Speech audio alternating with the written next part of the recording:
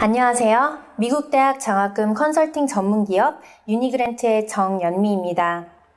글로벌 리더를 꿈꾸며 준비하는 미국 유학, 언제나 비용이 문제입니다. 사립학교의 경우 연간 최소 7천만 원이 드는데요. 정말 부담스럽죠? 이렇게 연간 수천만 원에 달하는 학비를 지원받을 수 있는 방법이 있습니다. 믿어지시나요?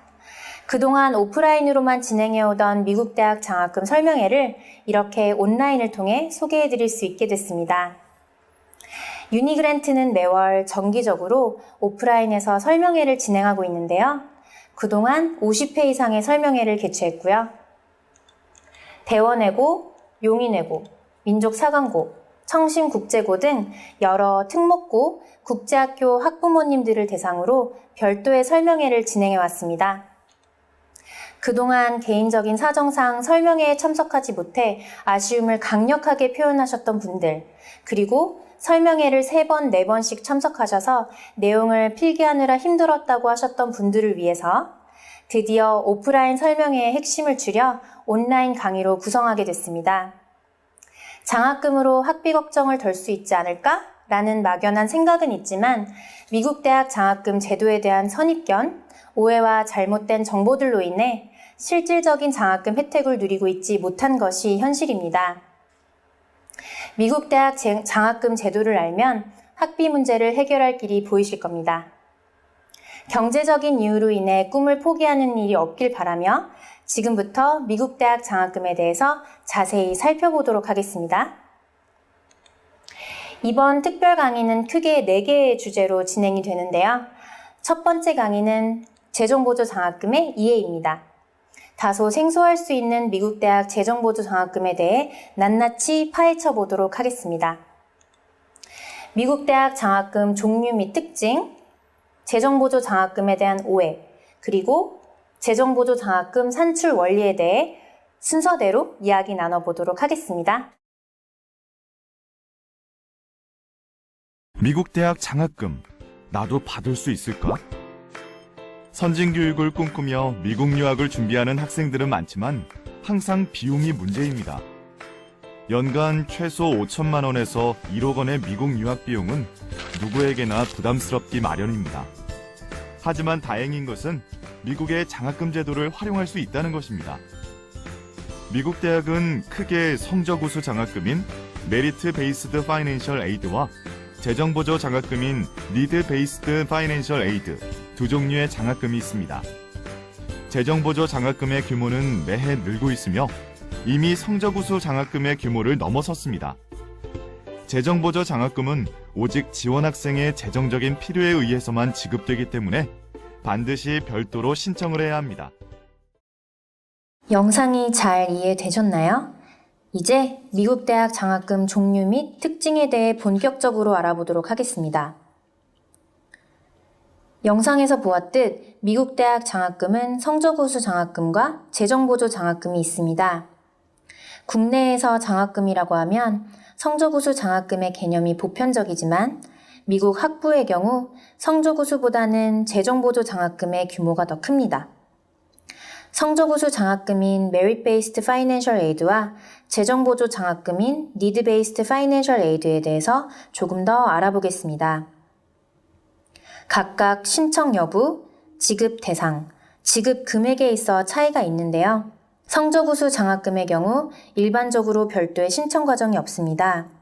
각 대학에서 학생이 제출한 입학 지원 원서를 평가하여 장학금이 지급되며 소수의 우수한 학생을 대상으로 합니다. 지급 금액 역시 학교의 판단에 따라 결정됩니다. 반면 재정보조 장학금은 재정적 필요를 증명할 수 있는 파이낸셜 에이드 신청서 제출이 필수이며 재정적 필요도, 즉 니즈가 입증된 학생들을 대상으로 지급합니다. 지급 금액의 경우 파이낸셜 에이드 신청서를 통해 입증된 학생 가정의 필요 금액을 기반으로 산정합니다. 또한 지급 형태에도 차이를 보이는데요. 성적우수 장학금은 단순한 스칼러십의 형태로 지급되지만 재정보조 장학금은 파이낸셜 에이드 패키지의 형태로 지급됩니다. 파이낸셜 에이드 패키지는 그랜트와 스칼러십, 워크 스터디, 그리고 론으로 이루어져 있습니다. 그랜트와 스칼러십은 다시 갚지 않아도 되는 돈을 말하며 월크스터디란 일종의 근로장학금의 개념입니다. 학생이 학기 중에 일할 수 있는 시간에 제한이 있다 보니 월크스터디는 연간 최대 3,000에서 4,000불까지 제공되는 것이 일반적입니다.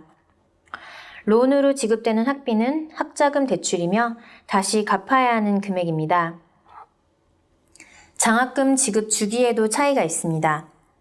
성적우수 장학금은 학생이 일정 수준의 GPA를 유지한다는 조건 하에 4년간 보장되는 것이 일반적이지만 재정보조 장학금은 가정의 재정 상황이 매년 달라질 수 있는 것을 감안하여 매년 별도로 신청해야 하는 경우가 많습니다. 앞서 한번 언급했듯 미국 학부의 경우 한국과 달리 성적우수 장학금보다 재정보조 장학금의 규모가 더 큽니다. 실제로 2013년을 기준으로 미국 학부 장학금 중 37%가 성적우수 장학금으로 63%가 재정보조 장학금으로 지급되었습니다. 이처럼 재정보조 장학금은 이미 성적우수 장학금의 규모를 넘어섰고 그 규모는 매년 커지고 있습니다. 미국 대학에서는 성적이 우수한 학생들에게만 장학금을 준다라는 선입견에서 벗어나 성적이 아닌 재정적 필요에 의해서 지급되는 재정보조 장학금이 더 일반적이라는 것을 기억해 주세요. 이번에는 미국 대학 장학금에 대한 대표적인 오해를 바로 잡아보겠습니다. 미국 대학 장학금에 대한 정보가 별로 없고 생소한 개념이 많다 보니 다양한 추측과 오해들이 많은데요. 미국 대학 장학금에 대해 가장 궁금해하시고 오해하고 계신 부분에 대해 하나씩 짚어보겠습니다. 장학금에 대한 오해 1. 유학생들은 장학금을 받기가 어려울 것이다. 미국의 대학들은 지난 2013년 한 해 학부생들에게 200조 원에 달하는 장학금을 지급했습니다. 이 중 800여 개의 대학에서는 유학생들에게만 약 8조 원의 장학금을 지급한 만큼 유학생에게도 기회가 열려 있습니다. 장학금에 대한 오해 2. 장학금을 신청하면 입학심사에서 무조건 불리할 것이다. 학교 정책, 학생의 신분 등 여러 요소에 따라 불리할 수도, 전혀 불리하지 않을 수도 있습니다. 이를 이해하기 위해서는 먼저 미국 입학심사 제도인 니드 블라인드에 대한 정확한 이해가 필요합니다. 니드 블라인드 제도란 학생의 장학금 신청 여부와 상관없이 입학심사를 하는 제도입니다. 그렇다면 유학생에게 니드 블라인드 제도를 시행하는 학교는 어떤 곳들이 있을까요? 하버드, 프린스턴, 예일 등 8개의 학교가 유학생에게도 니드 블라인드 입학심사 제도를 시행합니다. 미국 시민권, 영주권 학생들에게는 셀 수 없이 많은 학교들이 니드 블라인드 입학심사 제도를 시행하고 있습니다. 니드 블라인드 입학 제도를 시행하는 학교가 아니더라도 유학생에게 재정보조 장학금을 지급하는 학교들은 많이 있으며 생각보다 많은 학생들에게 큰 액수의 장학금이 지급됩니다. 장학금에 대한 오해 3. 부모의 연봉이 높으면 장학금을 받지 못할 것이다? 아닙니다. 미국 대학생 10명 중 6명은 장학금을 받고 대학을 다니고 있으며 하버드, 프린스턴, 예일 등 최고 명문대의 경우 가정의 연소득이 6천만 원 이하인 가정에게 학비, 기숙사비, 책값, 그리고 용돈까지 약 6,500만 원에서 7,500만 원 상당의 학자금을 지원하였고 가정의 연소득이 약 1억 정도인 학생들에게는 평균 약 4,500만 원의 장학금을 지원하고 있으며 연소득이 2억이 넘는 가정들도 50% 이상의 학생들이 연간 2천만 원가량의 장학금을 받고 있습니다. 앞서 영상에서 보셨듯 미국 대학 장학금에 대한 대표적인 오해 3가지입니다. 첫째, 유학생은 장학금을 받기가 어려울 것이다. 둘째, 장학금을 신청하면 입학심사에 무조건 불리할 것이다.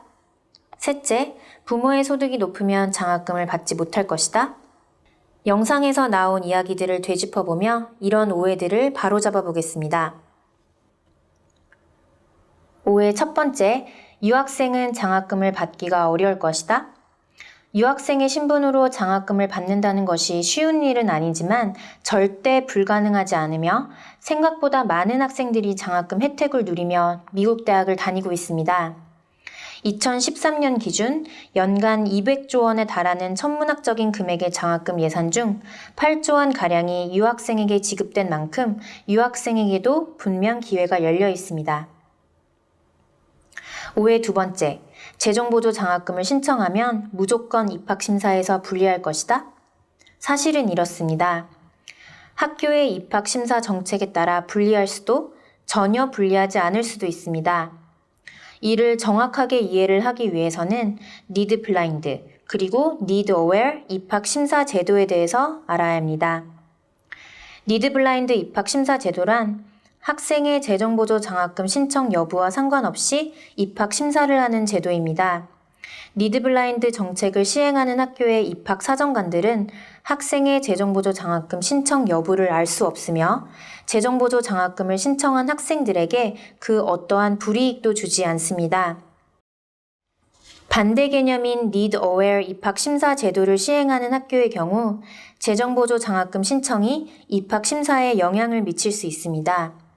입학사정관들은 학생의 재정보조 장학금 신청 여부를 확인하며 이를 입학심사에 반영할 수 있습니다. 오해 세 번째, 부모님의 소득이 높으면 장학금을 받지 못할 것이다? 재정보조 장학금, 즉 Need-Based Financial Aid는 화면에 나오는 것처럼 Cost of Attendance에서 Expected Family Contribution을 차감하여 나오는 재정적 필요 금액인 Needs를 기준으로 지급됩니다. 인컴 베이스드가 아닌 니드 베이스드 장학금인 만큼 연수입이 아닌 재정적 필요도에 따라 나타나는 니즈를 기준으로 장학금 지급액이 결정됩니다. 학부모의 소득이 당연히 고려됐지만 이는 니즈 산출에 사용되는 하나의 요소에 불과합니다. 니즈는 앞서 보셨듯 Cost of Attendance에서 Expected Family Contribution을 차감하여 산출되는데요. 각 항목을 하나씩 살펴보겠습니다. COA란 Cost of Attendance의 약자로 미국 대학을 1년 동안 다니는 데 드는 총 비용을 의미합니다. 여기에는 등록금, 숙식비, 책 및 개인 용돈, 비행기값 등 교통비까지 모두 포함됩니다. Cost of Attendance는 매년 각 대학별로 발표를 하며 홈페이지에 기재됩니다. EFC란 Expected Family Contribution의 약자로 학생 가정의 학비 지불 능력을 의미합니다. 수입, 자산, 지출 부채를 비롯 자녀 수, 대출 현황, 의료비 지출 내역, 그리고 기타 특수 상황이 모두 고려될 수 있습니다. 때문에 학부모님의 연간 수입이 높더라도 받을 수 있는 재정적 조건에 부합하는 경우가 생각보다 많이 있습니다. 미국 대학 장학금에 대한 오해가 많이 풀리셨나요? 자, 재정보조 장학금에 대한 진실 정리해 보겠습니다. 유학생에게도 분명히 기회는 열려 있으며 학교의 입학심사 정책에 따라 재정보조 장학금을 신청하면 입학심사에 불리할 수도 전혀 불리하지 않을 수도 있습니다. 또한 가정의 소득은 재정보조 장학금 산출 기준인 니즈를 산정하기 위해 고려되는 요소 중 하나일 뿐입니다. 자, 이제 본격적으로 장학금 금액 산출 원리를 파헤쳐 보도록 하겠습니다. 국내에는 주로 성적우수 장학금의 개념만 있다 보니 재정보조 장학금의 개념이 아직은 조금 생소하시죠? 어떤 원리로 지급 여부와 금액이 결정되는지 지금부터 확인해 보겠습니다. 니드 베이스드 장학금은 그 이름에서 드러나듯 니즈가 얼마인지에 따라 장학금 지급 여부 및 금액이 달라집니다. 앞서 잠깐 언급했듯 니즈는 COA에서 EFC를 차감한 금액을 말합니다. 그럼 지금부터 각 항목별로 자세히 설명드리도록 하겠습니다. 앞서 말씀드린 것처럼 Cost of Attendance는 미국 대학을 1년 동안 다니는 데 드는 총 비용을 의미합니다. 등록금, 숙식비, 책 및 개인 용돈, 그리고 비행기 값까지 모두 포함한 금액인데요. 각 학교별로 발표하는 금액의 차이가 있으며 적게는 5만 달러에서 많게는 8만 달러에 이릅니다. 유학비용 정말 만만치 않은데요. 게다가 매년 학비가 3%에서 5%씩 꾸준히 상승하는 추세입니다. 두 번째는 EFC라는 개념인데요. Expected Family Contribution의 약자로 학부모와 학생의 학비 지불 능력을 산정한 금액입니다. 재정보조 장학금 신청서에 있는 200에서 300개에 달하는 문항을 통해서 EFC가 산정됩니다. EFC는 매우 복잡한 과정을 거쳐서 산출되지만 이번 강의에서는 그 뼈대를 이루는 기본 원리에 대해서 설명해 드리겠습니다. 학생 가정의 연간 소득, 보유 자산, 지출을 모두 감안하여 산출합니다. 자녀 수, 대출 현황, 의료비 지출 내역, 기타 특수 상황이 고려될 수 있습니다. 니즈는 앞서 언급한 대로 COA에서 EFC를 차감해서 산출되는 값으로 COA를 충당하기 위해 지원 학생의 가정이 추가로 필요할 것으로 입증받은 금액을 말합니다. 산출 과정에서 학교와 학생 가정의 역할이 분명히 나뉘는데요. 학교는 COA 산출을 통해 해당 학교를 1년 동안 다니는 데 드는 총 비용을 계산합니다. 학생 가정은 가정의 재정 현황을 설명하는 신청서를 제출하고 학교는 그 신청서를 토대로 학생 가정의 EFC, 즉 학비 지불 능력을 산출하게 됩니다. 이렇게 산출된 EFC 금액에 따라 니즈의 규모가 좌우되는 거고요. 보시는 것과 같이 니즈의 규모를 좌우하는 핵심은 학생 가정이 제출하는 신청서입니다. 그런데 여기서 반드시 알아야 할 것이 있습니다.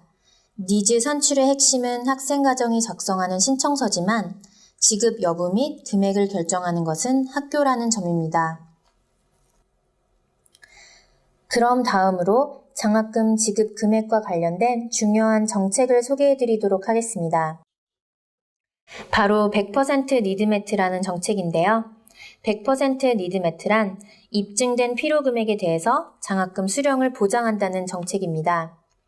예를 들면 Cost of Attendance가 6만 5천 불인 학교에서 EFC가 2만 불로 산정된 경우 지원 학생의 필요 금액인 니즈는 4만 5천 불이 되겠죠?